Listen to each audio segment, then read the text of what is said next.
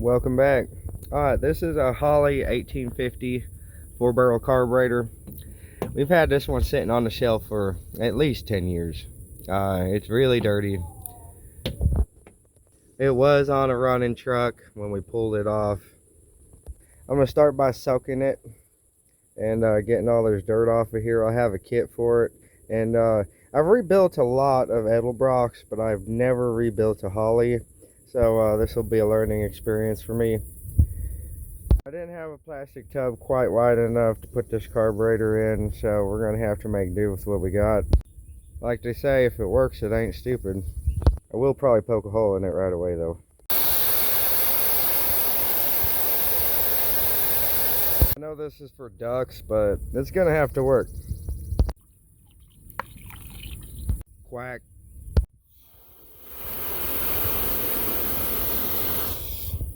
Alright, let's give this Holley carburetor a bath.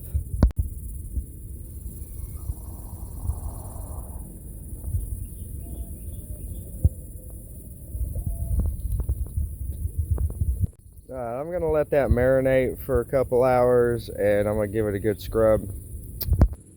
I'll see you in a couple hours. Alright, now that this Holley's been marinating for a while, it's time to scrub it down.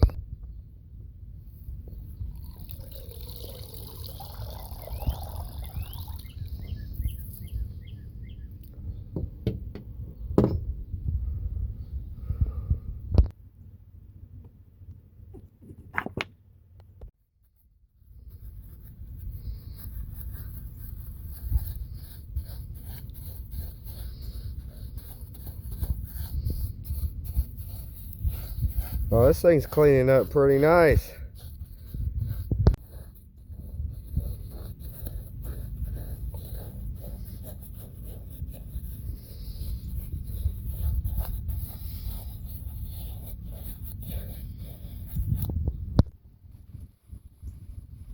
Alright, back in the sauce it goes.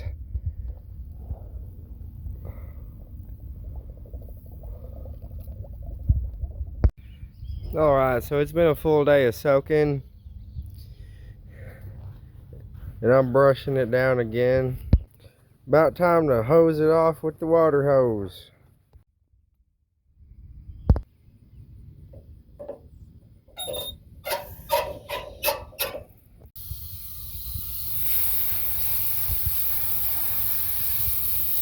Oh, look at that. Almost looks like a brand new carburetor. Not really, but it's better.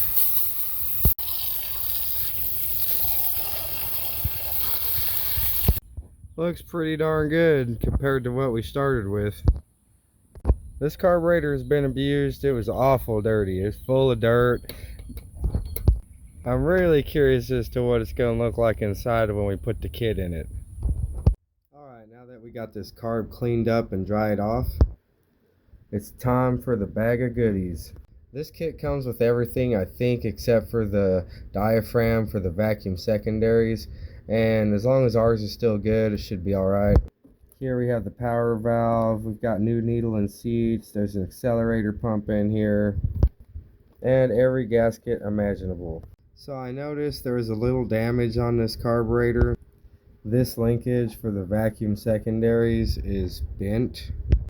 I'm going to start with taking this off and trying to straighten that out. Hopefully it's repairable. First thing I need to do is there's a C-clip right here.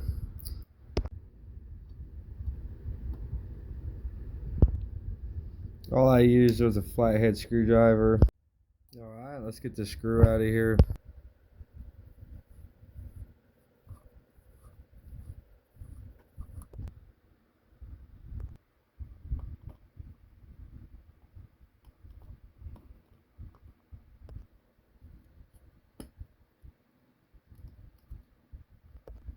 Yeah, that piece isn't supposed to look like that.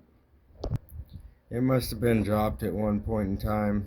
Alright, with a bit of persuasion, I managed to get this piece straight. Now let's get this actuator off for the vacuum secondaries and see if we can straighten this shaft.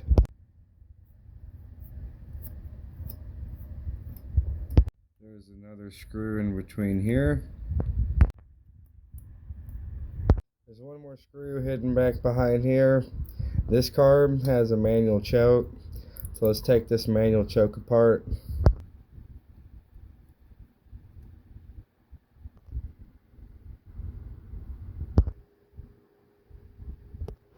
For the choke cable. Alright, I loosen these three.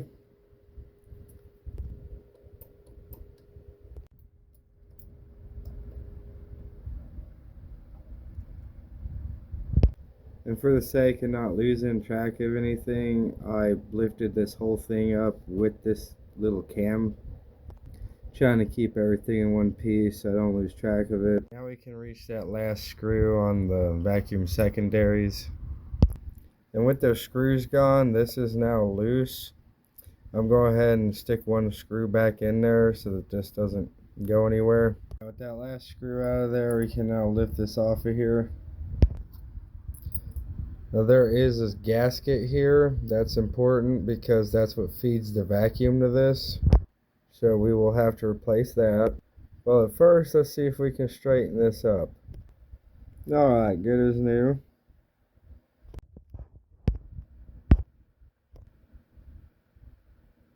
Now with all that out of the way, the only thing that's holding on the base plate is 6 screws. There's 1, 2, and 3, 4, 5, and 6. The 1850 doesn't use these two, so don't be expecting a screw there.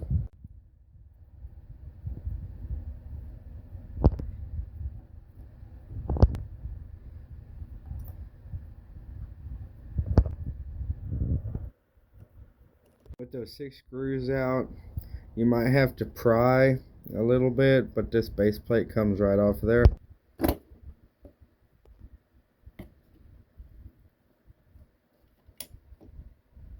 And here's our base plate. These are all important passages that we will have to clean. So I have a lot of gasket material to remove from around here. I'm just dying to know what these fuel bowls look like.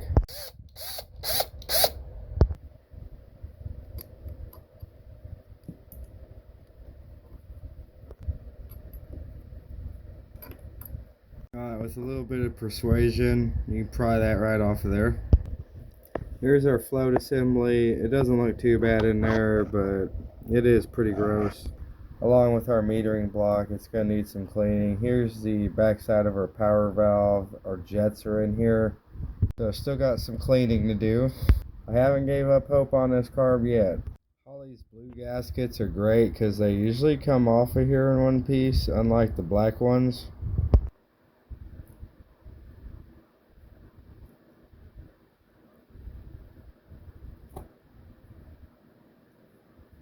Cool. Alright, with some more persuasion from the screwdriver, this will come off. Well, that gasket didn't make it, did it? It is surprisingly clean in there, though. And here's the front side of our power valve. That unscrews out of there. Well, this is turning out to be a little more difficult. Lots of gasket material left. But like my dad always said, if it was easy, everybody'd be doing it. Alright, after a brutal 5-minute cleaning, I have all the gasket material off of here. Alright, now to open the back up.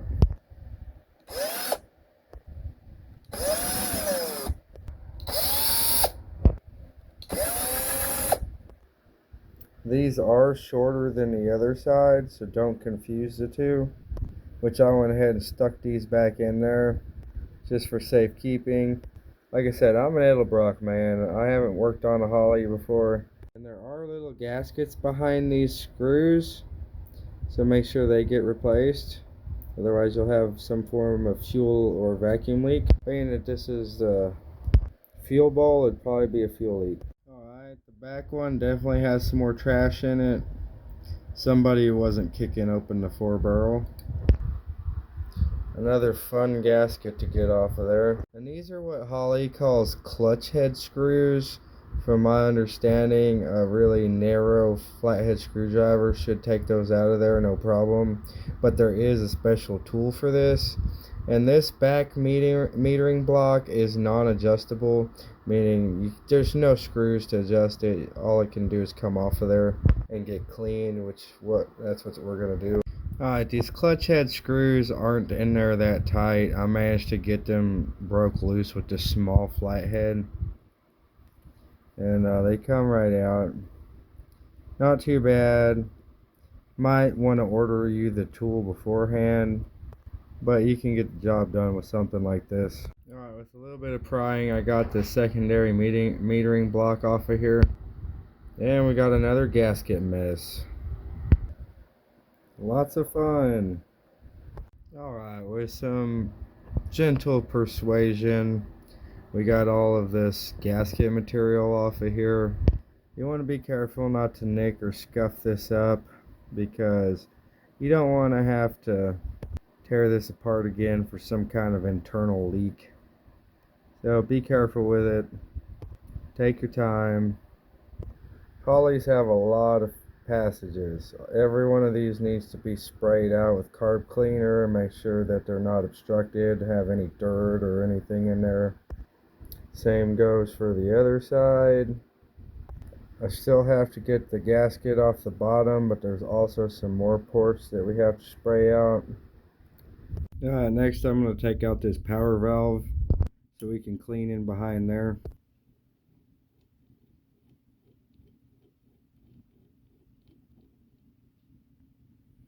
Yeah, there's some trash in there. And that gasket came off of there in one piece. That was nice. I'm going to save it so I can match it with the new one. Alright, next I'm going to pull this screw out of here. I'm going to count the turns so I can put it back in where it was. I'm sure there's an adjustment that I can look up online, but I'm just going to count the turns. So I counted about 5 turns is what it took to take these out on both sides. I'm going to look it up online and put them back where they should go, just in case that wasn't correct anyway. Next, I'm taking the jets out, which I used a really wide flathead screwdriver. You want to make sure you don't damage these. They're brass, and they are easy to break an ear off of them.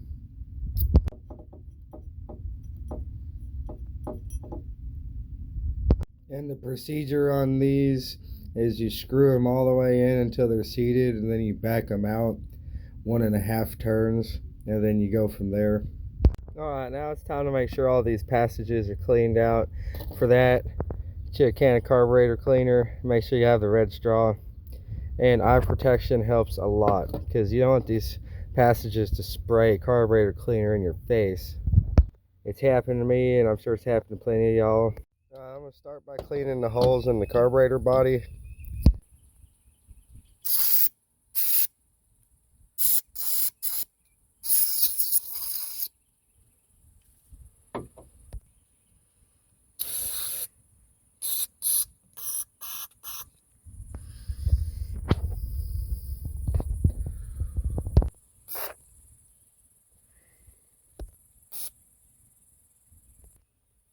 Alright, I have all these ports sprayed out now. Everything's clear. Now this metering block is pretty nasty. Make sure you hit every one of these holes with that straw. That's what the straw is for. Make sure these passages aren't clogged for any reason. Don't forget to spray some in here.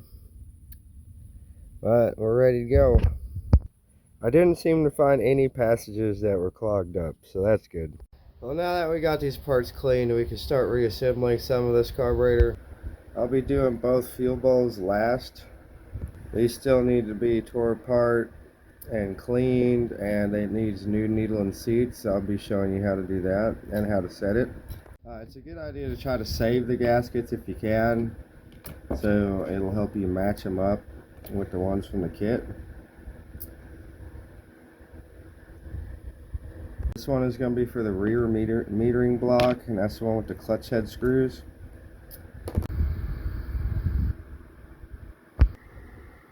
Always double check for fitment. All the holes line up. Alright, and that should sit on there like that.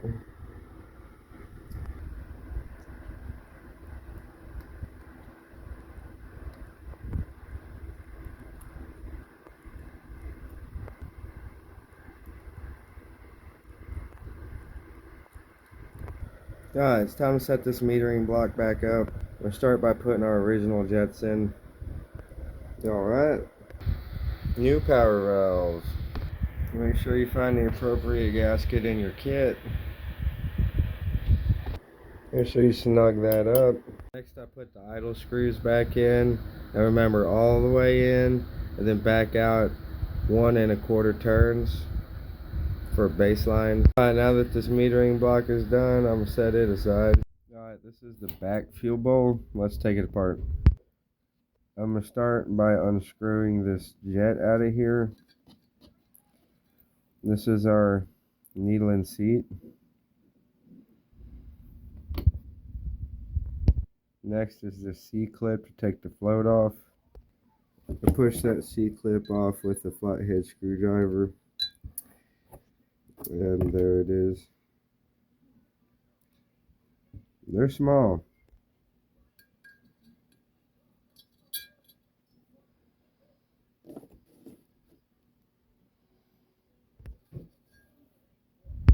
Alright, now let's do a little bit of cleaning on the inside of this. I'm going to hit this with this brass brush.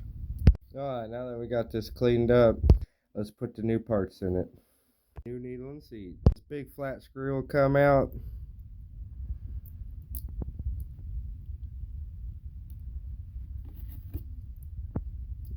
And that separates it. Alright, the nut sits on there. New gasket, and then you screw that back in there. And now we're ready.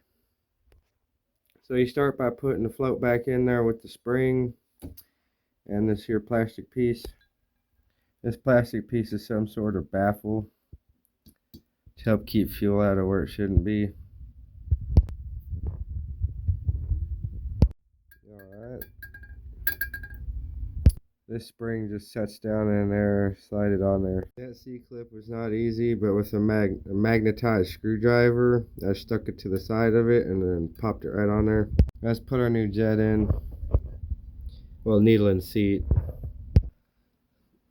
Alright, and how you want to set these is I've always heard you flip it upside down and you want that float to be perpendicular. You want it to be perfectly level sideways. And we accomplish that by screwing the needle and seat in or out. And see how it raised that float? Alright, and that's how you want that float to set, with it upside down. It's going to be a similar process with the front bowl all the way until we get to this accelerator pump. That'll be a thing all on its own. But let's go ahead and change out this needle and seat.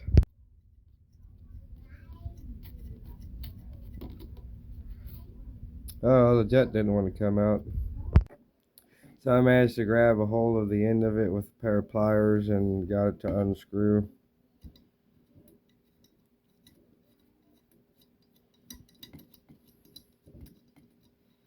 And another. I'm going to try to show you this C-clip on camera.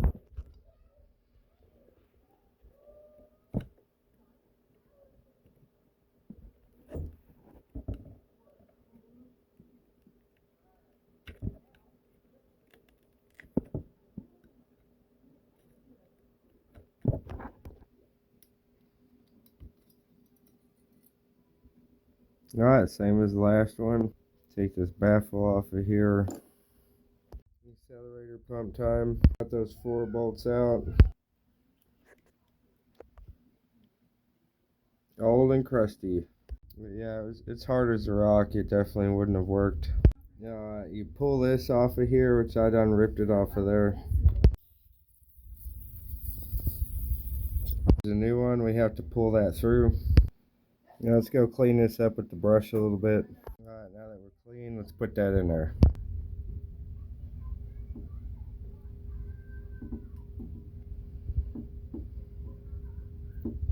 You take your pliers and pull on that until it seats. Alright, it'll pop on through, and then we will trim this off so it's not dangling there. If I'm not mistaken, my dad used to call this an elastometer. I don't know if that's the correct term for that. I do know I've had trouble with them in the past. My kit came with two, I guess, if you break one in the process, but I got it first try. I got that trimmed up. Let's put the new accelerator pump in here. Our new one is nice and soft, unlike the old one. This has a gasket. It's conveniently already on there. You can see that. Let's spring first.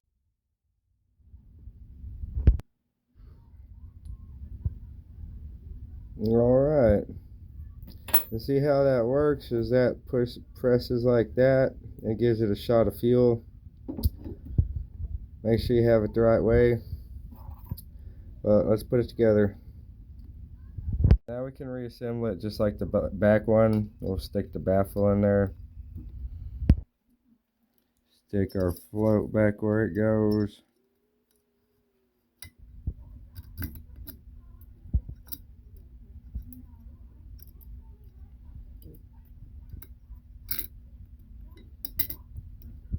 You know you got it right when it goes doing. Don't forget your C-clip. If you have a nice pair of pliers, you can probably get it on there with them. I have better luck with the screwdriver. I need new gaskets for everything. There's one on both sides, so let's put new ones. Alright, big gasket.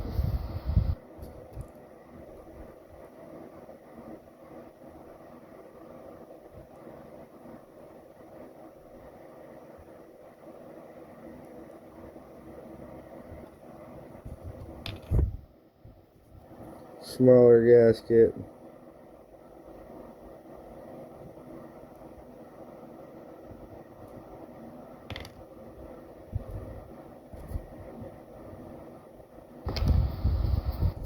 That'd be easier to stick it on here.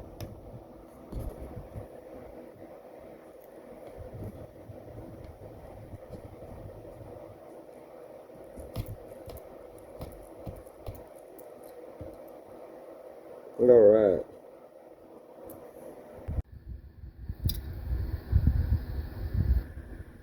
You want a gasket on both sides, and they are different. And again, you want to set this float to where when you hold it upside down, it's perpendicular or perfectly horizontal.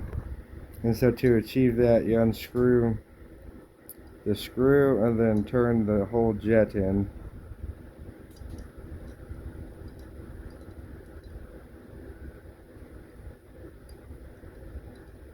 See how it's rising that float up?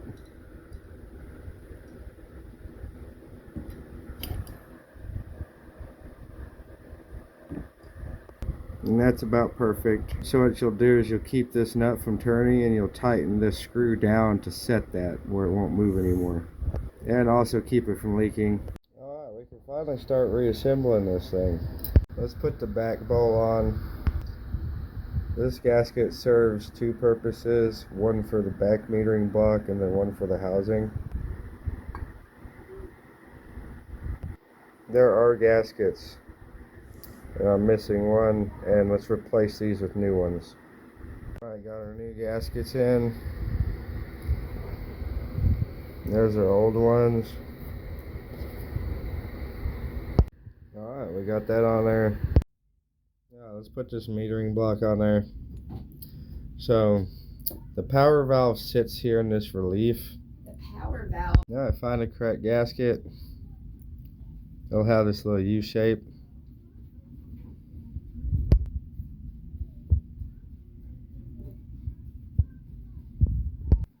First, let's press this on here.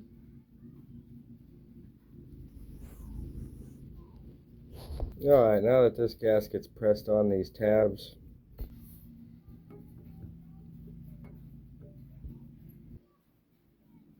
by putting new gaskets on these bolts. Now that they all have gaskets, let's put this front bowl back where it goes.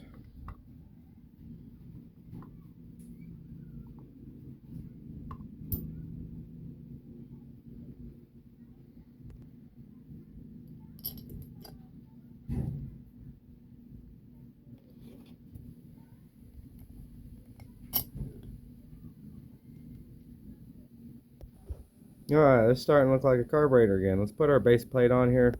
And again, you will need to find the correct gasket. This one seems to line up the best. I had a couple of them in my kit.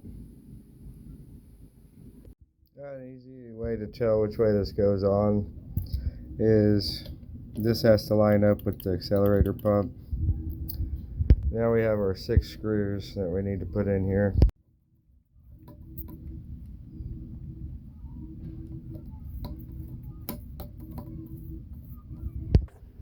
And these middle holes don't get used.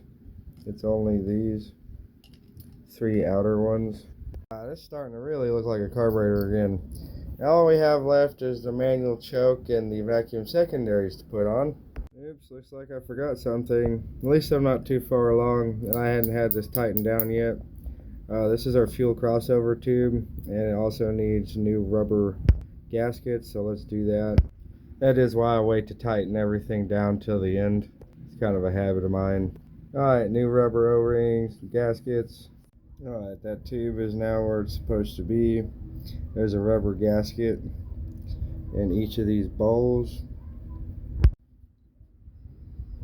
Alright, the vacuum secondaries, there is a small quart gasket that goes in here. Don't lose that little quart gasket.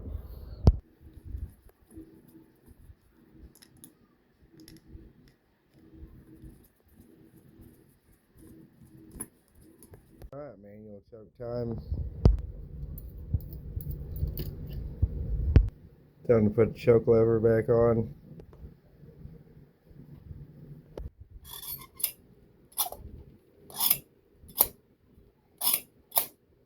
Alright, last little guy.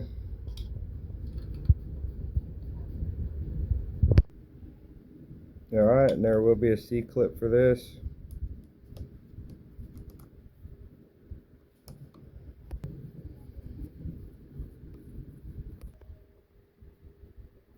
Alright, we're done. Stay tuned to see me put it on the truck and test it out. Not gonna lie, I'm excited. If you like old Ford content or just old vehicles in general, like and subscribe. Thank you for watching, and I'll see you later.